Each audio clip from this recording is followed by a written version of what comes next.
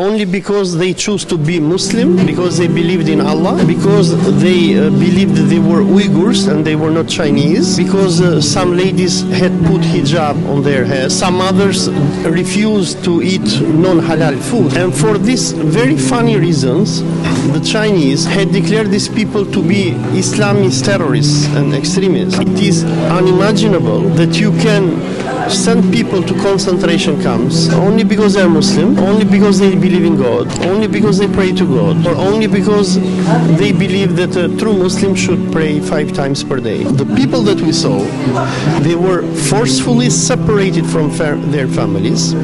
They were declared to be criminals. And in these schools, they were forced to renounce Islam, to eat pork, to not speak Turkish or Uyghur language, but to speak Chinese, and to repent for being Muslims and believing in God. These are mass concentration camps of Muslims who are forced to renounce their Islamic and Turkish identity. The whole project of these concentration camps is a cultural genocide against Turkic Muslims of China. What are they doing? They are trying to forcefully assimilate the Turkish people of Xinjiang and the Muslims and turn them into Han Chinese.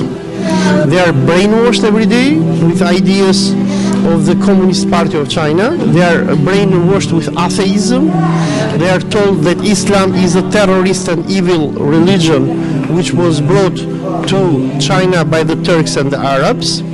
They are forced to renounce their Turkish language, and if they dare to speak Turkish when they are in the concentration camps, they will suffer punishment. So they are forced to speak all-time Han Chinese, and they are forced to learn Chinese, and in a few words, to transform from Turkic people into Han Chinese.